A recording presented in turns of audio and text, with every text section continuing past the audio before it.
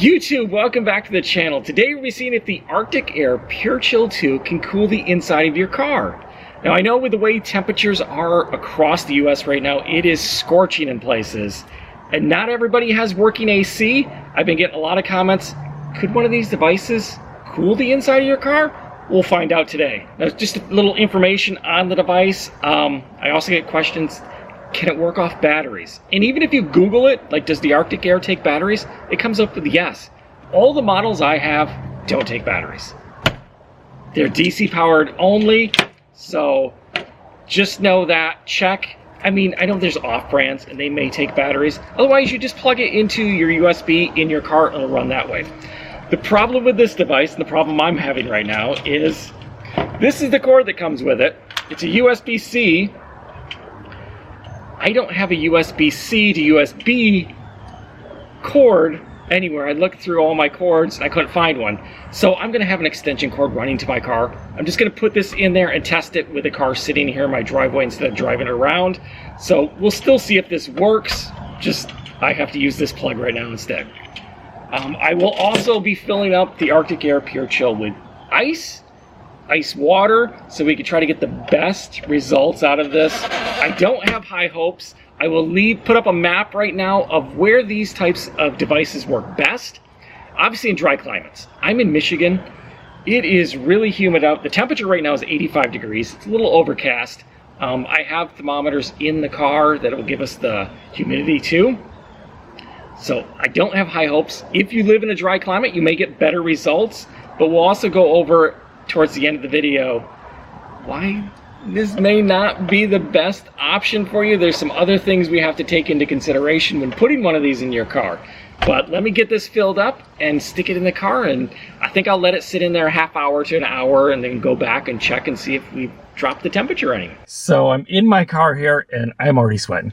It's right now 87.4 degrees in here, 55% humidity. If you're on Celsius,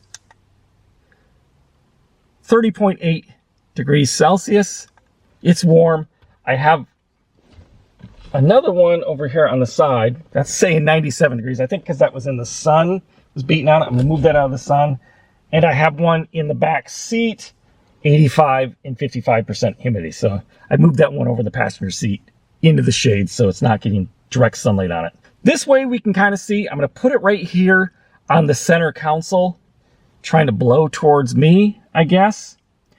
And maybe I will move this over on this side so we can see the air coming this way if it changes it from there. That way we can see what the temperature is here in the driver's seat, where it's gonna be blowing, how much different it is right next to me in the passenger seat, and then in the back too. So if you had your whole family in here, who's gonna feel any difference and what kind of results are we gonna get? So I have it right here on the center console. Let's get it turned on here. Whew, I am sweating up a storm in here. And I have it on high. We got the little snowflake there. I think that's extra cool. Right now, having that go, it feels good. Like it already feels nice. It's a nice little cool breeze. I have ice water in there. Okay, so I'm gonna let this run for a little bit. I know just sitting right here with this going on me, it feels pretty good. Like I said, I have ice water in there. Nice little cool breeze on me. I don't think anyone else in the car would feel it. But let me let this run for a little while. I'm gonna put my thermometer right where my seat is and come back in a little while and see if we get any different change. We're starting off with 87 degrees and 55% humidity in here. Okay, so it's been about 20 minutes. And 92 degrees now right here in my seat, 51% or 52% humidity. So humidity's dropped a little bit. Celsius, 33.5. And when I first turned this on, I was like, oh, it feels kind of comfortable sitting here. The ice is basically melted. There's still water in there, and it's ice cold water. But the air that's blowing out of this now, isn't that cool? It's almost like warm air coming out of it. Back seat, I mean, that one's still saying 96. I think there's something wrong with that one. That one hasn't changed. This one back here, when I first turned it on, was at 87. That's now 90. Really, all I'm getting here, it feels like having a fan on me. That's basically it, is just having a fan. It'll work good or cool you down a little bit if you had ice in it and continuously had ice. So I guess if you had a cooler and you could keep filling it with ice, maybe it would help a little bit. Again, dry climates, you're probably going to get better results, but not much, I don't think. And as you can see from the thermometers, if you have a family or there's more of you in the car other than just yourself, they're not going to get anything. They're not going to feel it. They're not going to get any results from this. Basically, just put a little portable fan in here or open your windows. I know when it's 100 degrees out, I mean, it's 85 here. It's not going to feel that well. Great, but this isn't doing much. And I'm going to unplug it and take it outside because I don't want to make a mess in here. And I'm going to show you why, another reason why this isn't the best option for you. Another reason why, one, you're going to have to find a spot to put it in your car because it's going to basically have to be blowing on you. So maybe on the center console, but then you're going to have it sitting there so it doesn't fall over or tip over. And you fill this with water. This is where the water comes.